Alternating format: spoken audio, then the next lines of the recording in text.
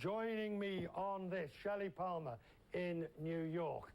Shelly, come on. How are you, Richard? How are you? Yeah, listen, I'm worried that you know what I'm up to before I know what I'm up to myself. Shelly. Oddly enough, this is Sturm and Drang for no reason whatsoever. This thing with the iPhone is neither new nor has it ever been a secret. It's actually used in many cases for the smart tiles on the mapping function. It's been there forever. You'd have to go look for it. It's nowhere near as detailed or as important as you think it is. It's not being transmitted to Apple. People who are worried about this are trying to find something to be worried about. No, come on, By come the on. way, No, come on. No. You're not getting away with this one tonight, Shelly.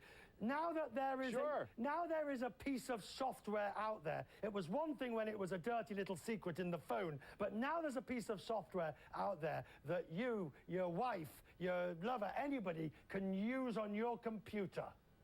So if you delve deeply into that, what you'll see is it's latitude and longitude, basically of the cell towers, not of you, not of where you were, not of the street address. Actually, Richard, if you were worried about this kind of stuff, and the only people who should be worried are people who are in a legal matter where you can subpoena people's records. Now, this is a record that does exist. So, too, does your credit card receipts from everywhere you've been. And those are exactly where you've been and where you've paid. The privacy is, there's a much greater question we should be asking ourselves right now, which has not a whole lot to do, oddly enough, with what Apple's done on the iPhone. The big question right now is, as a society, are we willing to accept the benefits of location-based services at the cost of our, quote, privacy, to use a British pronunciation? Okay, but on the wider issues, I'm talking, we've got Street View with Google, Gmail and Buzz, privacy from Facebook. All these questions, Shelley, take us deep into the realms of where technology and our interaction with them come along.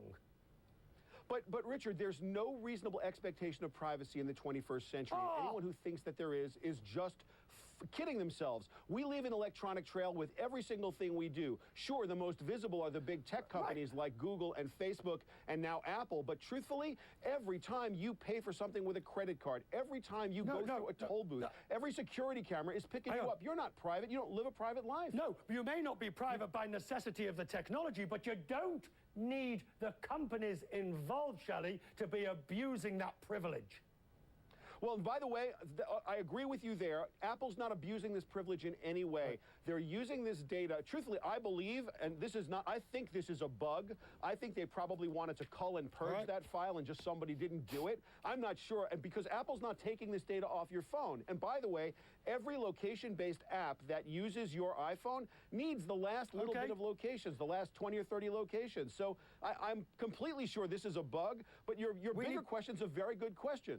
We need to just talk one other issue tonight. Amazon. Sure. Amazon, some of the servers are down, and as we're now going to show, there's a few websites that are Reddit, for example, and a few others that are now showing cloud. This is Foursquare. We're having technical difficulties. A couple of others. This is a really good indication of what happens in cloud computing land when the cloud goes cuckoo. So this is a really important point, Richard, and I think people need to understand this.